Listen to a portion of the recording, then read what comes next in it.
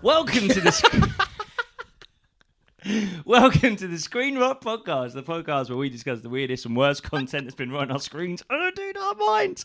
I'm here with Jake Farrell. Oh, I'm hungover, boy. He's hungover, and let the listeners know this is the second time we've recorded this because I said something so bad that we had to go out. We're going to have to cut that out. Welcome to the show. So, Jake's hungover. And I'll say, by the way, I'm in a good mood today. You're in a good mood, and it's always a pleasure to be with you, always, right? But you, I think, really come into your own when there is the possibility of winding someone up. And usually that is your good lady fiancée, Alana, who is kind of like a flood defence system for the rest of the UK. She absorbs a lot of the horror that otherwise normal innocent bystanders would have to deal with, and she does that, and she does that selflessly. Today, I'm the flood barrier. You're aware that I'm hungover. You knew I was going to be hungover last night, and I can see that you've been looking forward to me arriving ever since. So you could honk like a duck and get your ass out. Which I did get my ass. You did get your ass out, yeah. We're going to have to find like a kind of like freelance. Hey, we are recording, aren't we? We are recording. We haven't messed this up for a third time. We're going to have to hire like a freelance HR person. Yeah, like $5,000 to come and like do meetings with both of us and eventually sack me or put me on gardening leave. Yeah, any monetizable content we make will all be paying for the HR and therapy. We'll have to give dents back. Yeah. We have to give Dents. Who do I sue? Do I sue myself for taking part in this? What do I do? Who can I speak to about this? I've been winding you up. The thing is, the last couple of episodes we did, which was Coach Carnival Camp and CBS, glad to say, I was in a bad mood. I'd had a bit of a Barney rubber with the missus. I was tired, I think. And I was You were a professional. Low. You didn't let it come through. I don't know about that. I think ironically, because I was in a bad mood, I was more professional than I usually am. I didn't say something weird about a fellow comedian that made us have to retake the whole thing. But yeah, no. So I am on the wind up ever so slightly this morning. I'm reveling in the fact that you're suffering and I'm not. Yes, and that's a common thing. And usually it can be the other way around, and I would do similar because you obviously have the electro bong in your life. Do you want to talk about the electro bong? You want to tell people about the electro bong? I'm not going to address the jar again. I've said about the jar just for the list for anyone watching. What's weird about that? Drinking from a jar that you'd keep pickled cabbage in. Oh, is that what that's for? Shut up. Okay, the electro bong. So we have actually had listeners message us and say, message me and be like, "What's the electro bong?"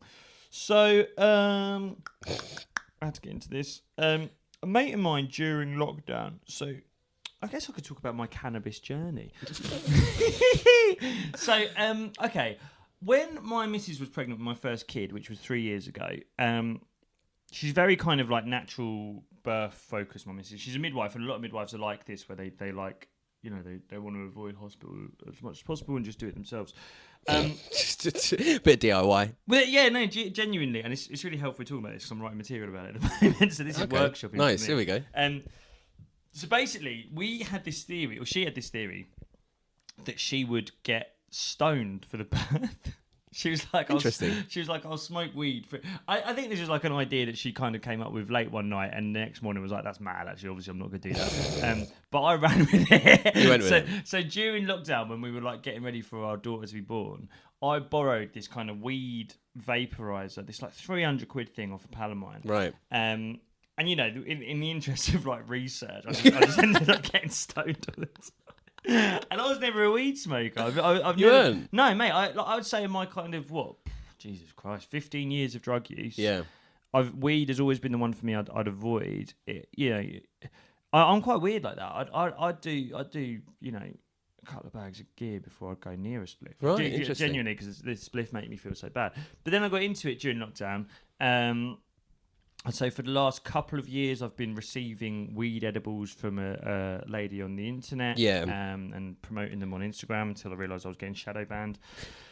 So you now, questioning with your agent why your social media presence isn't taking off after you advertise illegal drugs for the fourth time that day. That happened. I just don't know why. I just want a clean cut audience of children. So now, yeah, I purchased this £100 electric vape thing the other day. It's become a big part of your life, hasn't it? Yeah, well, it has. Just because I don't. It's just depressing. I don't really have time to go out and drink with my mates. Yeah, it takes a long time. I drive too frequently to drink in the evenings alone. Yeah. Well, no. Okay, drink in the evenings alone. I just don't. I work most nights. I work like 4 or 5 nights a week. The other 2 nights I have a drink with this. Basically, it just works. I don't smoke and drive, obviously, but what I'll do is I'll deliberately book trains so that I can get stoned on the train. That's what I did last night. I literally in the toilet at the train. And I did do some research because I didn't want the train to have to stop and everyone has to get off just because I'm getting piffy in the toilet. But yeah, so that's what I do. So I did it the other day. I was coming back from Cardiff a couple of weeks ago and I had this really horrible experience. I actually had an edible that day. I did this edible. It was, much stronger than I realised it would be. And I probably timed it. I was last on at this comedy club. Okay. By the way, any comedians who listen or watch this, one thing I hate that comedians do is specify that they're headlining a comedy club. You're just like, fucking hell, look, geez, 10 minutes. I think that's... Anyway, no, I was just checking your levels. But I wasn't. Big old edible went down the gullet. I and I did it before I went on stage with the thing of this is going to kick in 45 minutes when as you're I headlining. get on the train. Perfect. Okay, 2 right. hours, off me nut. See on around the train, corners. Yeah. Literally circling the toilet bowl, and then I'll get home. Lovely. As I'm coming home on the train from Cardiff, this group of women, we were going all the way through the sticks, through Swindon, everything like that. Right. We stopped God knows where, middle of nowhere. This group of 10 women, middle-aged women who've gone out and got drunk together, and they're very country kind of people. They get on, and when you're just surrounded. Yeah. The one sits next to me, one in the kind of 4 in front, one in the 4 behind. I'm just they just start talking about roadkill. Roadkill? How much they like roadkill. Well, like badgers and stuff. Yeah. They're saying that they live near a B road. No. Yeah, genuinely. And this woman was like, and I just wait for the cars to hit him. And I'll just kind of stand and watch the... I'll make sure it stops twitching, but then I'll go and get it, put it in a bag. My husband skins it for us. And I'm just sat there like... I'm imagining getting on that train at Swindon and it's just you in the carriage. There's no one there. They're talking about... Can you hear them talking about roadkill? All right, let's get on to this week's topic. This is a good one. This is again, it's one of those, when we came up with the concept of the podcast, we've got to do this guy. Yeah. This guy... A few requests, I think, for him as well. We have had requests for him, yeah. This guy, he's quite viral, this guy. It's short, sharp stuff, and I think it's kind of... lads' holidays. It's about holidays, it's about going away, and it's that kind of have a good time thing. He's northern, he speaks just like Tyson Fury. To the point when I thought maybe they were related for a bit, but I don't think they are. Yeah, well, no, but I think, we'll get into this, but I think that's deliberate. Okay. And I think he's a sexist. I think he's been accused of misogyny. So let's get the brain trust on that. Yeah. This week we are talking about Dan Bennett. Sorted.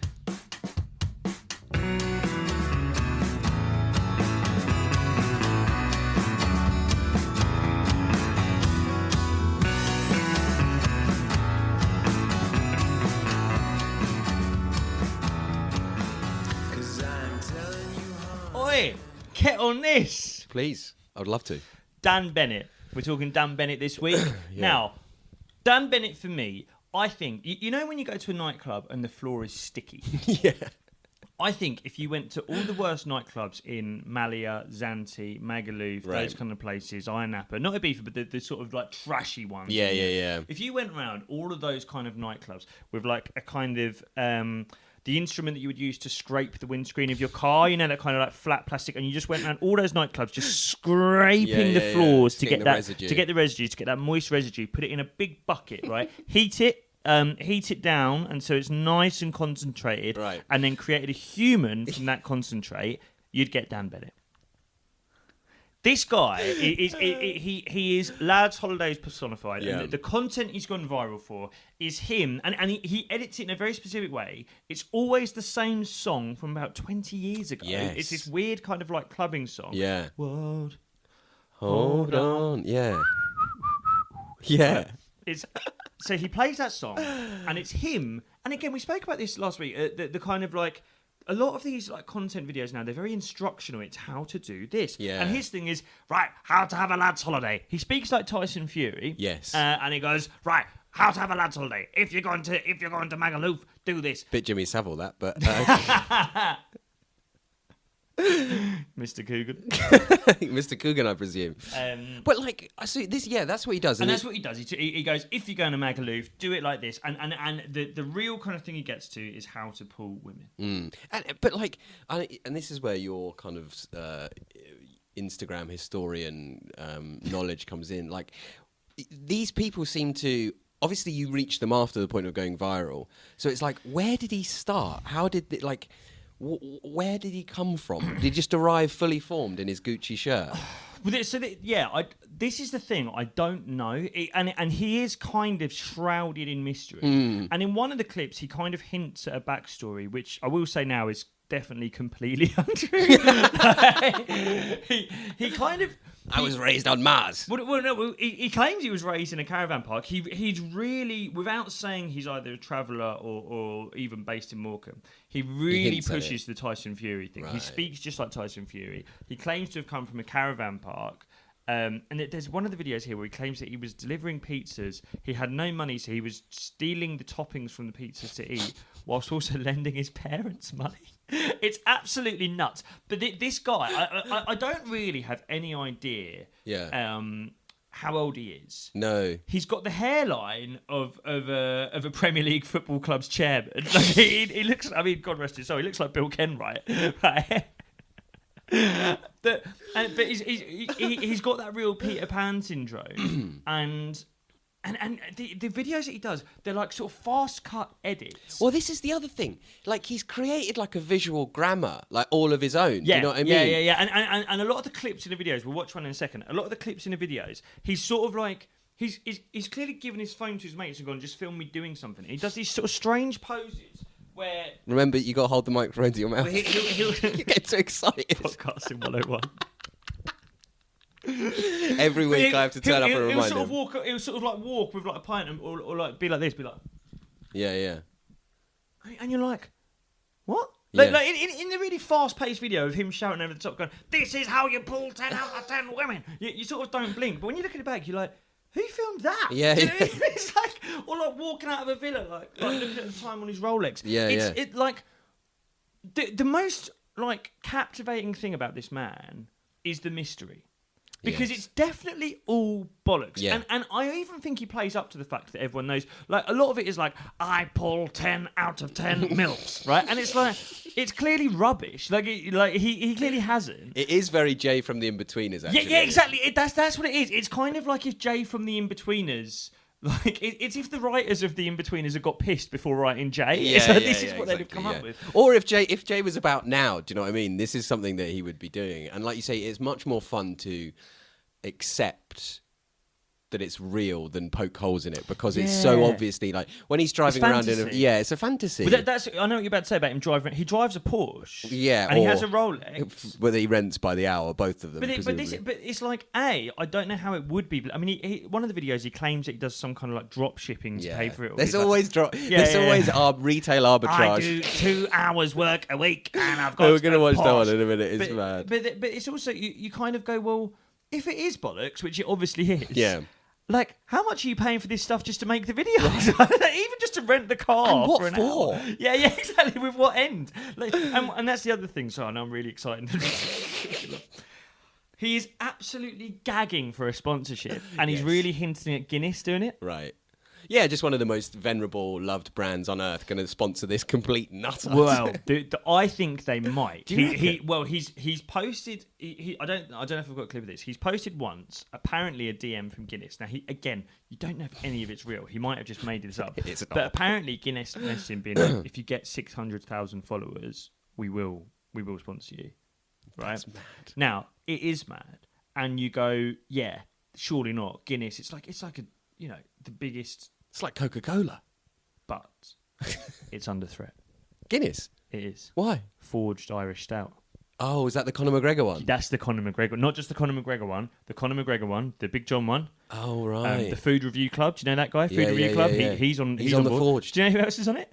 Red Richardson. Really? Our mate Red Richardson, who's gone viral doing that Stay Toxic, everyone. He was at one of the events the other day, getting selfies with Conor McGregor.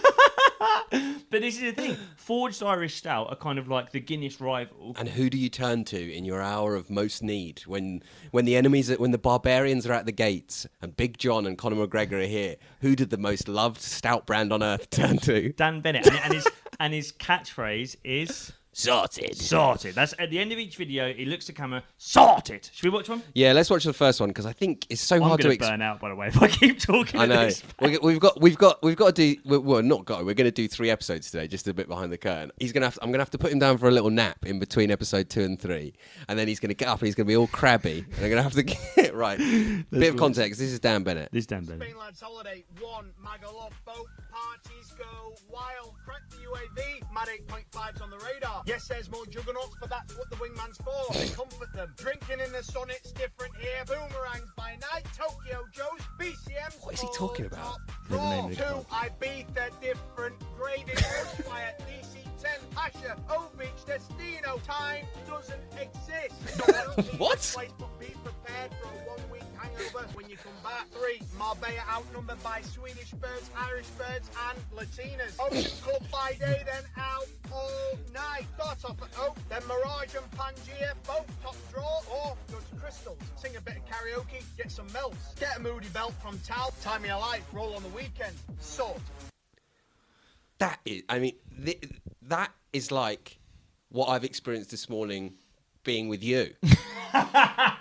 You're not far off that. I kind of know what you mean. It's kind of like an ADHD fever dream, it's like isn't an assault on the senses. Yeah. What? Do you know what it's actually really like? Actually, I'll say this. I had a morning with my daughter the other day where I was like, I want to watch. I sort of wanted to relive my childhood. Right. And I was like, I'm gonna, my missus and my little boy were away, so I was like, we're gonna watch cartoons, we're gonna eat cereal, and Nice. do what I did when I was. And actually, without wanting to liken myself to Dan Bennett, Yeah. I would spend a lot of my summers in a caravan. Right. And that's what we used to do, sit in the caravan, eating cereal, watching this TV.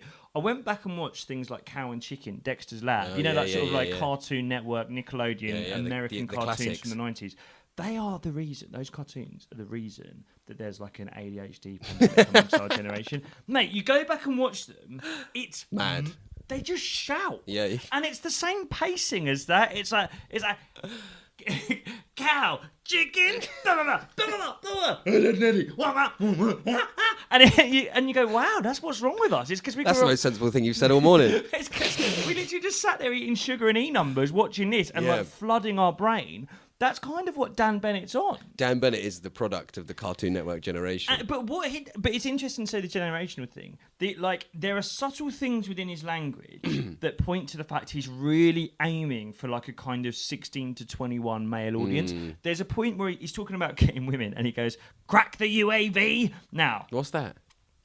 do you see the little graphic on screen of the radar? Yeah. UAV. It's a radar, right, used in warfare. But he's doing that to reference Call of Duty. That's where you'd use a UAV. So it's quite a clever thing where he's gone, right, talk in the way that you talk on Call of Duty. Yeah. Because that's where these kind of like bedroom masturbation addicts who've never been to any of these places and are never... Like, these videos are not helpful to anyone who actually goes to Ibiza. No one ever books Ibiza. It's like a fucking $3,000 holiday. No one books Ibiza and goes, right, where does Dan Bennett say I should go? Can Dan Bennett tell me the name of 100 clubs in 10 seconds and I'll just go there? Yeah, exactly. Imagine someone actually sat there with a notepad. like, pause it, Esquire, pause it, DC-10, 10 out of 10 Swedish mills. Do you know what I mean? More Swedish birds than men? Yeah. But it's literally, it's like aimed at like 16-year-olds who aren't getting invited on holiday.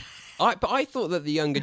See, that's where it's this weird anachronistic, like, he's kind of two things at once, because it's really old school, right, in terms of this, like, sexist language of, like, birds, and I didn't think that Gen Z were really into that. But then, like you say, he's dropped in these little Call of Duty, and he's got all these little graphics and stuff like that. So he's appealing to both things.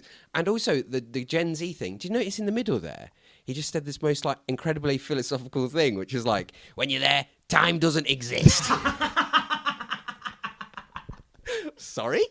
It's just like an incredibly like philosophical kind of just living purely in the moment with your friends. It's like in the middle of this insane rant about Swedish MILFs and DC-10. He's had like an ayahuasca breakthrough. Yeah.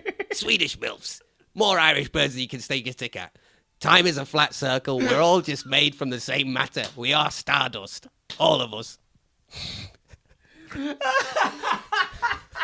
It's like halfway through the video you can see the MDMA hitting him and he's like, "Oh, time doesn't exist." Swedish MILF, pint of Guinness, have some dinner. I'm not actually real. All of my relationships are fictional, and the only thing that matters on this earth is enjoying pleasure. All ego drains away, and you realise we are but love encased in human skin. What you get onto there, the kind of philosophical thing, he does do that in a few of the videos. Again, like I mean, I feel like every male content creator on the internet almost, it's like they've signed a contract where they have to do this. Like, they have to do, not just telling people how to live, but like, just enjoy the moment. Yeah. He's done a video. I haven't queued up for us to watch, but he did one where he was kind of like It felt like the one he'd recorded on the come down. Right. It was like these are all recorded on the Depressed way. Dan Bennett. But you know how like you've been on a couple of these kind of holidays, haven't you? Yeah, kind of. Not fully like Ibiza-ish, but yeah, a few lads trips. I've lived on these holidays. I was going to say, this is your real areas, because you chose to live in that fantasy for as long as you possibly could. Yeah, I did 3 summers working in a place like what he's talking about. But in terms of the holidays, I'm not talking about the destinations or where you go or what you do while you're there, but like in terms of holidays, the best bit is on the way there. Oh god, the anticipation of anything is better than the exactly. actual thing Like the itself. night out is never as good as getting ready. Like me and my mates, it's really girly actually, but this was the best bit of our nights out growing up. We used to do like pre-drinks. Yeah. At my house a lot of the time. Sometimes Big Dave's house, but a lot of the time my house. And I mean, I haven't spoken about this in a very long time, but it was really like, I think it was really sweet, but it was also really girly. Basically, we'd literally do each other's hair. Right. We'd like swap shirts and outfits and get ready. We'd talk about what girls we wanted to impress. And my mate Malcolm, bless his heart, he used to burn a CD called the Pre-Party Playlist. That's amazing. And we used to, there was genuinely like, it was like Now 43. Right. There were different versions of this album. There was PPP1, PPP2. Wow. I've got them at my parents' house somewhere. Oh, that's sweet. And it'd be like, back then it was like, Tinchy Strider Nice. and it's stuff that we'd listen to before we go out. But that was the best bit. But I mean, I want to go. It's the thing of like the curse of youth is that it's only when you're older that you know how to enjoy yourself. When you're I'm doing Dan Bennett now, but like you want to go back in time and like grab these kids by the scruff of the neck. These like 17, 18-year-old, 18, 19-year-olds, I guess, who are going on their first kind of like you go clubbing when you're that age, don't you? Because you just don't know what else to do. You want to like go back and grab them and be like, don't go out. You want to go back and be like, stay in. Stay in. Like the bit you're enjoying is sat in your mate's bedroom. Yeah. All doing your hair together. Having a few drinks. Swapping t-shirts, swapping Gio t-shirts and all that, and drinking there. As soon as you go out, it's rubbish. Yeah, and you're getting hassled by the blokes outside the clubs coming here. We used to go out in like Steve and stuff, and it's like, you go to Chicago. So oh God. You go in there, you don't want to dance. No. You don't know what to do with yourself in the dance room. No, just loud. You try and get with a girl, and sometimes it works, sometimes it doesn't. Like, pay money you can't afford for drinks. We used to just go around minesweeping because we couldn't afford to buy drinks. No, and like, you just want to grab and be like, stay in. But the lads' holiday is even more pressurised than that, because oftentimes when you're young and if you're working in, well, it doesn't really matter what you're working in when you're young, but particularly if you're in a trade or you're in a kind of like self-employed job like that, money's tight and you save up every penny you've got and you go on this thing. Yeah. And that pressure of like, I've got to have a good time while I'm here is so intense. And like, that's what Dan is trying to like assure you of. Don't worry, it's going to be all right. You've blown all your money on this like 5-day holiday, but it's going to be fine. Don't worry. Well, he's kind of encouraging you to spend about 10 grand while you're there. Like, yeah. If you ever tried to do what he's talking about, like, you'd bankrupt spend yourself. Spend the house in deposit. But you mentioned the money thing. So the thing is, he gets a lot of comments, right? And a lot of them are just, I mean, I'll be honest with you, 99% of them are saying shave your head, your hairline's gone. Right? And they're by you. Try dents. But he also, there's a lot of people going, this is rubbish, this is bollocks. But then there are some people messaging going, how do you afford this? Right? You're seemingly idiots, mugs. They're believing that it's true. Yeah. So this is good, Dan. How do you afford all this? We watch this next one, and it's like, and again, it's that thing of like, it's probably more fun to just believe what he's saying the lie than to try to poke holes in it, because this is mad. This is mental. A boring way to make money. I've been doing it since the age of 19. It's allowed me to travel the world, stay in nice villas, buy Same the song things again. I want to buy, and live the life I want to live. Spending a lot of time on the lash and having a good laugh. Can take a couple of hours a week to do, sometimes less. Message me go for more info. The 700 people I've taught are seeing a great side hustle and seem to be living the life in South America, traveling Europe, and some are just making things more comfortable at home. I'm taking on more clients. If you want to get started, message me go. What is he talking about? So what he's basically saying is you have to message him the word Go. and he will teach you how to make money and live like him. Now, in South America, or in South America, Europe. or just making things more comfortable at home. Now, I think he's kind of misunderstood what that phrase means. When you say making things more comfortable at home, you mean financially, you mean not worrying about the rent. You'll notice if you go back and watch that again, when he says making things more comfortable at home, the shot then is of comfortable soft furnishings. He's misunderstood what making things comfortable is. You think you buy yourself an armchair, right? Would you like to live comfortably? What, like buy a beanbag? No, like financial security. What, like a sofa? No, like you just don't have to worry about money. Security, get a new gate. But he I don't want to reveal too much about myself here, but I have messaged him the word go. And I'm in debt. I'm in a lot of debt. For the podcast. Well, no, it is this kind of like vague aftermarket arbitrage, forex trading. Give me your bank details. I'm surprised I'll to hear make that. you rich. So yeah, I'm surprised to hear that. I thought it was going to be a really solid business plan for a kind of forward-facing marketing consultancy or something. No, it's all lies and grift. Okay, that's good to know. It is all lies. But like again, it's this fantasy of you're 20, you left school. And now you're working like fucking 60 hours a week, but you still haven't got loads of money. And there's a bloke on the internet that says, like, sometimes I have to work 2 hours a week. Yeah. And I've got a Ferrari. And it's like, what? Like, oh, I'd like to do that. And it's like the way, it really makes me laugh, that clip, the way that he kind of goes, oh, sometimes I do too if I'm having a bad week. But most of the time I'm just on the lash. It's like, it doesn't work. It's not going to happen. But this is the thing, is like, I don't know. I mean, I don't know how you'd ever run these numbers, but I'd love to know the percentage of people who are believing it. So, you know, there are mugs who are messaging the word go, being like, teach me, Dan. Yeah. But I do think 99% of people are probably, like, watching this, are probably our age going, yeah, bollocks, bits of laughing. Yeah. Soft furnishings. Like, do you know what I mean? One of the people who comments on his stuff a lot is KSI. No. Yeah. He's done a video before where KSI... You know, and I think I sort of half taking the piss, messaging him being like, what kind of girls do you like the most, bro? And he was like, Latinas, 10 out of 10, sorted.